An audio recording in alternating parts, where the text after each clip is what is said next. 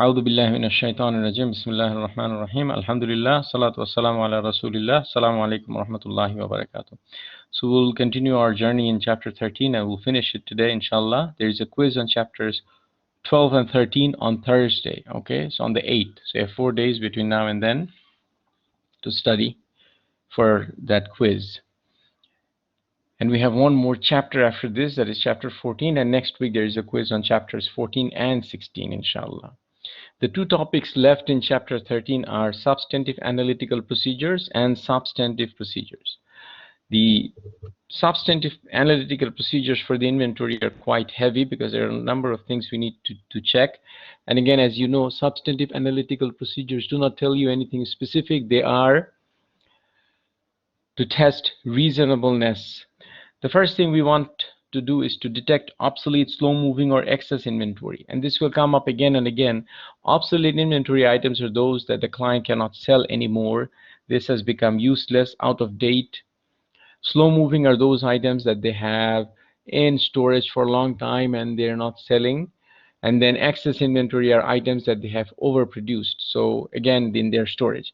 And the issue with these types of inventory is that the value of the inventory goes down with time because either they become obsolete or they may be damaged or they may the newer model may have come out. For example, if you have a 2019, a brand new car of 2019 or 2020 even, when the 2021 model comes out, the value of those inventory, I mean, you cannot sell it for the same amount, same price, right? So this again has to be taken into consideration. Plus with vehicles, you have to drive them for them to be in good shape. You cannot just park your vehicle for a long period of time. It will start to go bad. Things will start to not function properly after a long period of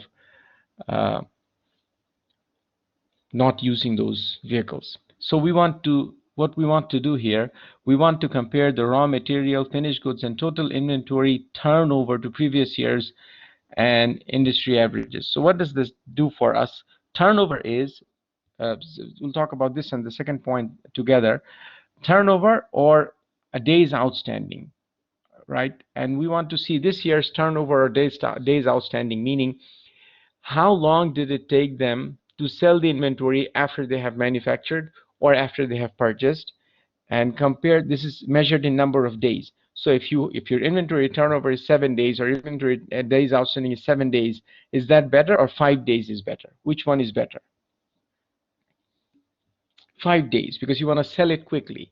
You want to compare your number for this year with last year's and with also the industry average, and you want to see whether the number is close to previous years or the industry average. If it is, it gives you a good idea that things are going smoothly. If not, there is a question mark. Maybe there is something wrong. The next thing is you want to detect unrecorded or fictitious inventory, and this is what we want to do here. Is we want to compare gross profit percentage by product line with previous year's industry data. Gross profit, as you know, is calculated by subtracting cost of goods sold from sales, right? So sales minus cost of goods sold is gross profit.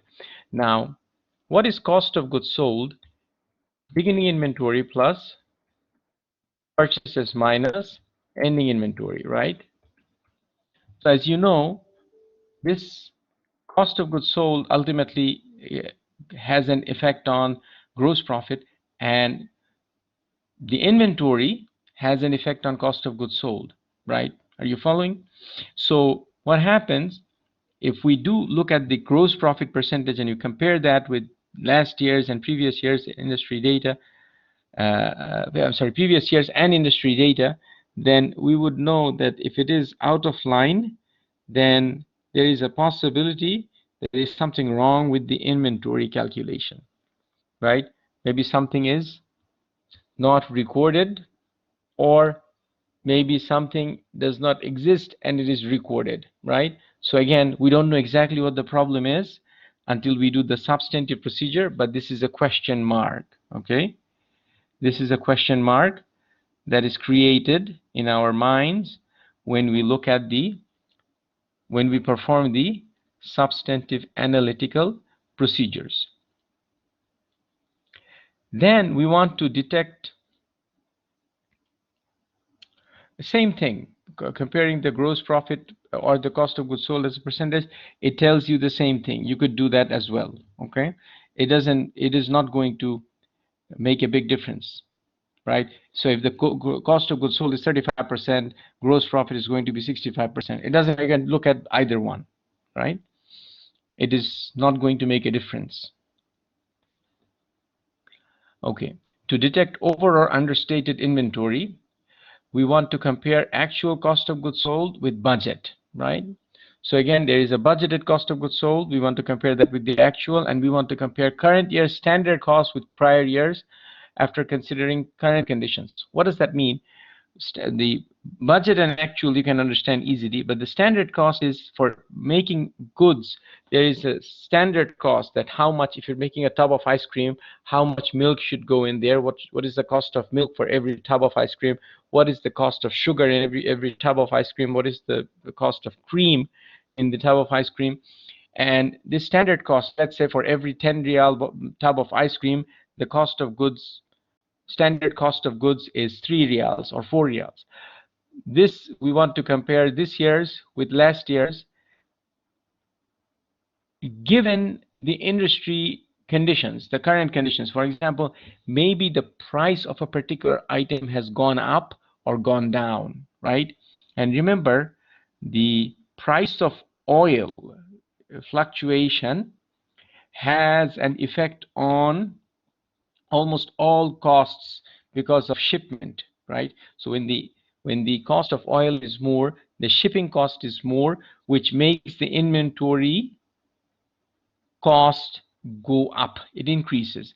So again, all of these conditions must be taken into account when you are comparing. If the cost of oil is 10% higher than last year, because of which the shipment is 10% higher, because of which the inventory purchase is 10% higher, that means the cost of goods sold would be 10% higher. So unless you have increased the sales price as well. Okay, so you have to take this into consideration. Are you following?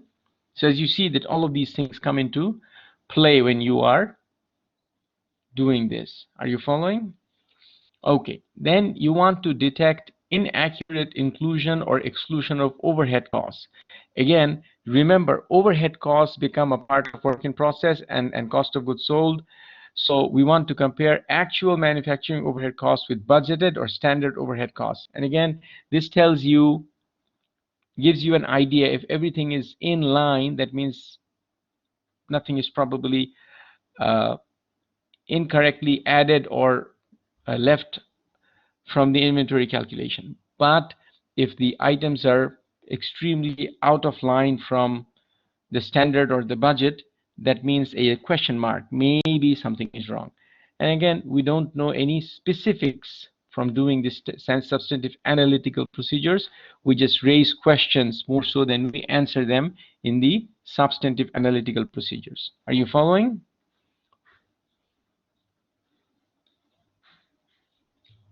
Okay, now we jump into the mother of all things, our favorite substantive procedures.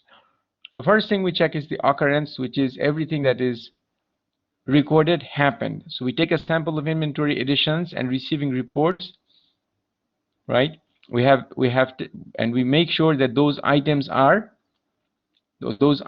are added to the inventory records come from a receiving report, and they're also in a purchase requisition. So if something is added to the inventory, it had to have come through a receiving report, which should have been generated because of a purchase requisition. And these documents are available. So if you have inventory added, but there is no receiving report, there is no purchase requisition, that means where did this inventory come from, right? So did it happen, right? We do take physical sample of inventory, and this will come later, okay? But to test this occurrence, we look at the documents first, okay?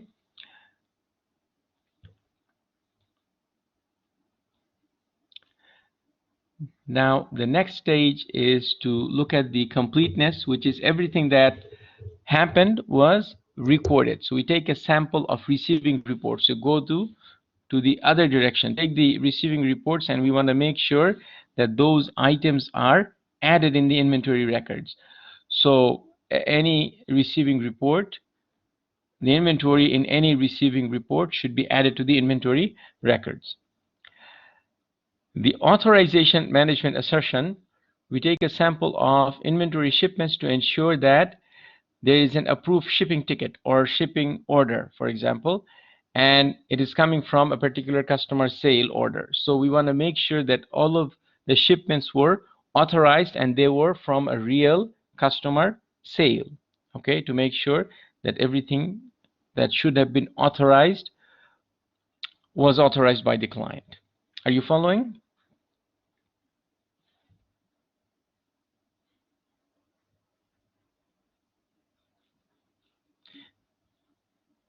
Then we go to the next management assertion, which is accuracy, and we recompute mathematical accuracy of a sample of inventory transactions, and we make sure that the items recorded are recorded for the right amount and the calculations are accurate for the inventory transactions.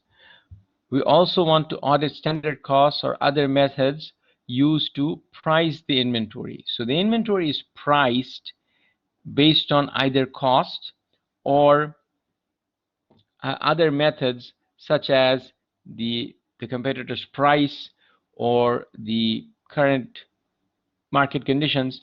We want to make sure that the pricing method, we want to understand the pricing method, and we want to see that the calculation is accurate. For example, sometimes some businesses offer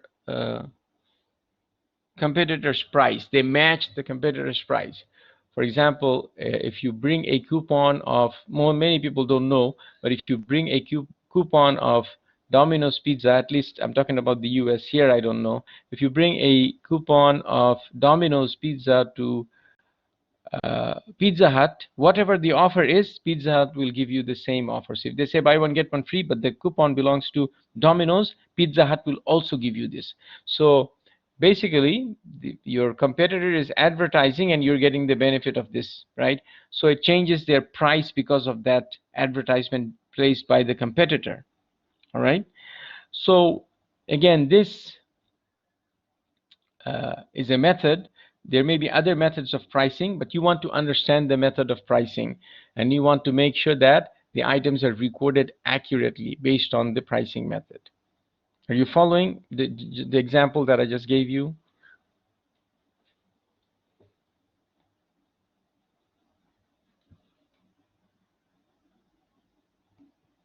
Okay.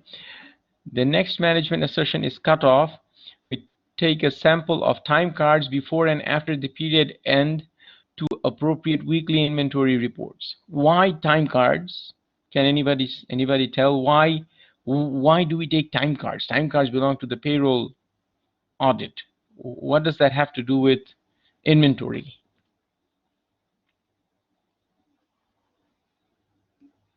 Direct labor cost and indirect labor cost. Very good. So if the labor cost is recorded in the right period, that means most likely other costs are also recorded in the right period with the inventory. And we want to make sure that they're recorded in the right period. December is in December, January is in January. Very good. Next is classification. We want to examine a sample of inventory checks for proper classification into expense accounts. If they pay with checks, if they use other payment methods, we want to make sure that the payment of the inventory is recorded in the right expense account. What type of inventory is it? Is it recorded in the right place?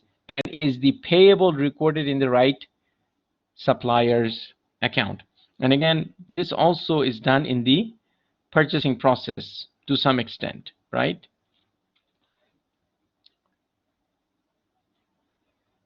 The next set of substantive procedures belong to the balance of inventory. The first one is existence. So we want to make sure that the inventory they have recorded physically exists.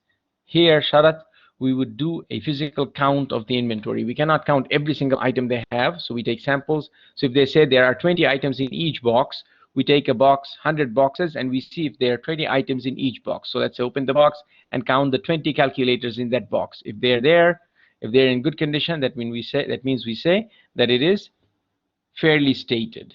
Okay.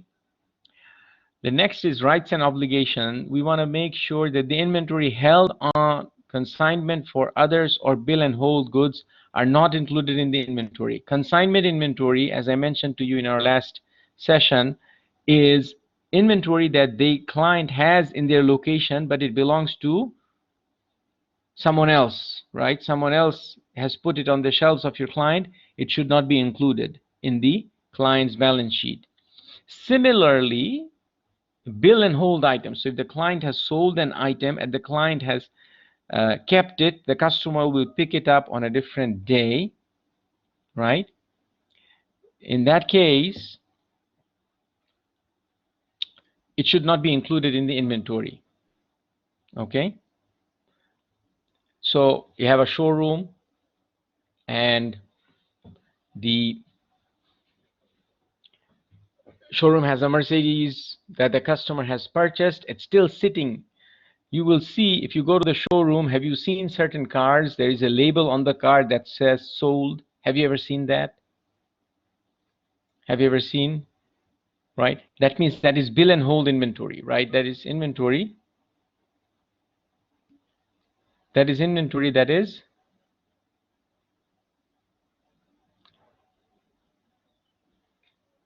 the owner of it is the customer, not the client. So it should not be recorded in the client's balance sheet.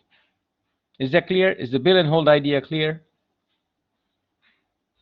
The client is just holding the inventory. They have already billed the inventory, okay? They have already taken the payment from the customer. Okay, completeness, to test completeness, we want to trace test counts and tag control information to inventory compilation. What does this mean? Every single inventory item has a tag and it has a serial number, and we want to make sure that that item is in the inventory compilation report, which looks like this. This is the inventory compilation report. As you see, there is a list and there may be 1,000 items here. So you want to, if your sample has truck number 1, you want to come to this compilation report and you want to make sure that this truck number 1 is recorded here. If you have computer number 3 in your sample, you want to make sure that it's recorded here. So every single item has a serial number. It has a tag number. You want to make sure that the items in your sample are recorded in the inventory compilation, so it ensures completeness. And again, we're talking about the balance here, okay? We're not talking about the recording. We tested that already. Here we want to make sure that your balance sheet has that inventory item in it. Is that clear?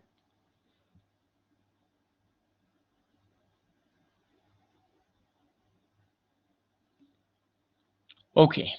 Then we come to valuation and allocation. We want to make sure that the value of the inventory reported in the balance sheet is accurate. How do we test that? We agree inventory compilation totals to general ledger. So come here to the inventory compilation, and we have in the inventory compilation items listed individually. Computer 1, computer 2, computer 3. There may be, 100 computers. But on the balance sheet, there is one line that says computers. We want to make sure that all the computers here add up to the total amount reported in the general ledger to make sure that the general ledger value is accurate. So agree inventory compilation totals to general ledger. Okay? Is that clear? Are you following?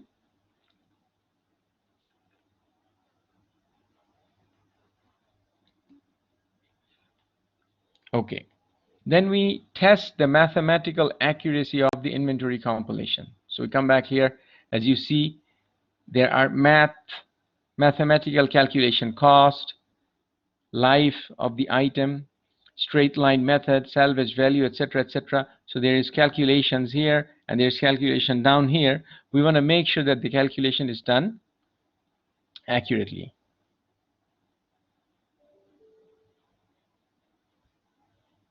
So there's a good question. Sharat says inventory compilation has goods meant for sale or all assets held by the company. It depends on how the company does the calculation, or what the method the company uses, the way the company classifies items and records them. This is internal. The inventory compilation report is an internal document, so there is no standard uh, format. So it is client by client. They could have for both. If they have items for sale, they obviously would not be depreciated. All right? Are you following?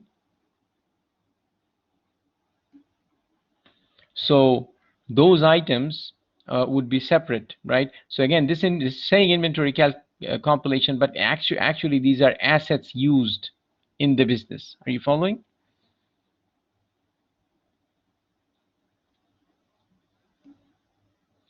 Okay.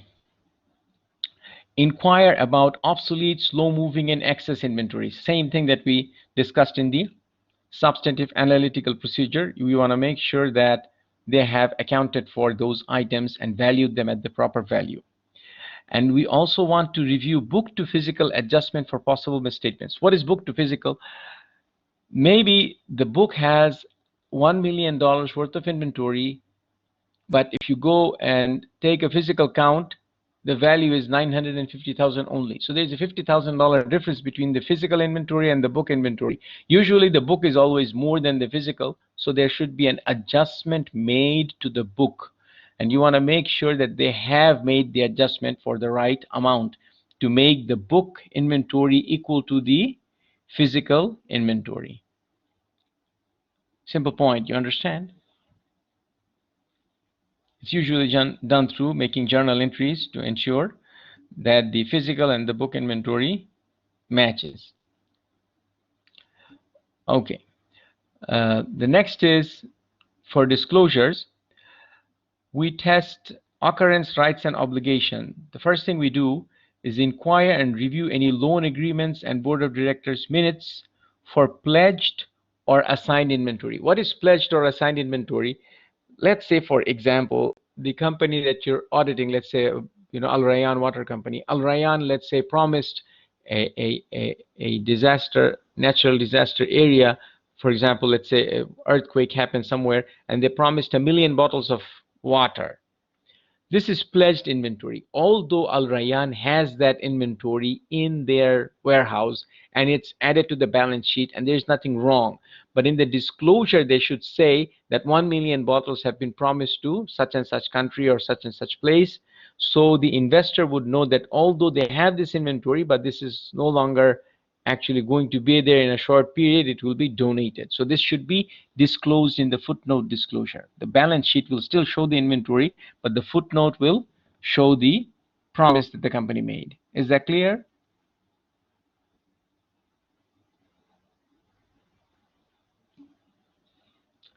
Next thing is you inquire about the warranty obligations. If the company has sold, if the client has sold items to customers and they have promised that anything that happens to the products in the next year, they will replace it or fix it for free, this agreement should be disclosed in the footnote disclosure. The reason is there could be a potential liability, an expense from the client's pocket if the inventory items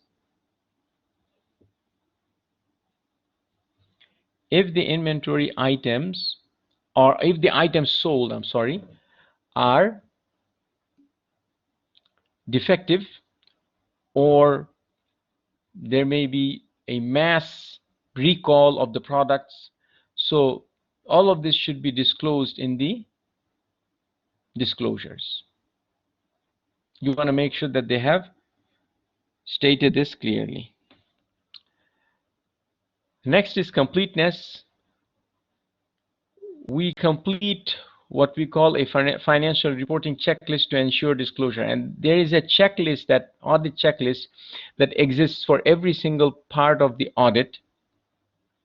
And here's an example. You can zoom in and see. This is an example of an audit checklist. As you see, it says, does the organization have reliable and reasonably priced suppliers? Does the organization have effective inventory control policies and procedures? Does the organization know our inventory term, etc., etc.? So all of this, again, you don't have to understand every single item here, but this is an example of the audit checklist, and this should be completed for every single part of audit, and whichever firm you work for, they will have a checklist. So it is absolutely necessary, because you as a human being will not remember to do everything just from your head. There may be 20 items, so you go through the checklist, right, and you make sure that everything is checked and everything that you're supposed to calculate, recalculate, ask about is completed. Clear?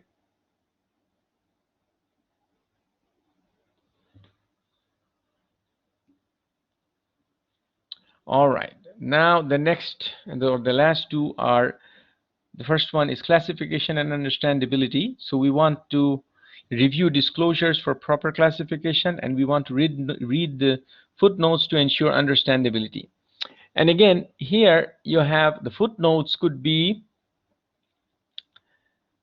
multiple pages, and there may be sections in the footnote disclosures that talk about different items: inventory, intangible assets, depreciation method, etc., etc. You want to make sure that the items that they're supposed to disclose about the inventory is disclosed in the right section of the disclosure, and you want to make sure that it is plainly stated so the reader can understand it easily. A non-accountant can read and understand. Okay. And you also want to ensure accuracy and valuation. What do you do here? We ensure accurate disclosure of cost method. We want to make sure the client explains the cost method, periodic or perpetual, FIFO or LIFO. What is the client using? It should be plainly stated so the reader knows what is the method of costing.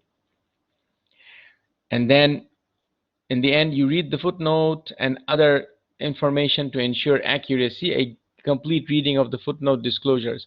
A lot of details can be found in the footnote disclosures. You want to make sure that what they have stated is true, number one. And number two, you want to make sure they have not skipped or they have not hidden anything that they should have disclosed, right? And you will have this information because you will have this knowledge because you have been visiting the client's facilities, you have been talking to the client's employees, you have been looking at their documents, so you are making notes, and you want to make sure that everything that you thought should be included in the disclosures are disclosed. Nothing is hidden. All right? So this brings us to the end of chapter 13. Am I able to convey to you something from the knowledge of how to audit? Have you learned anything? Are you learning anything?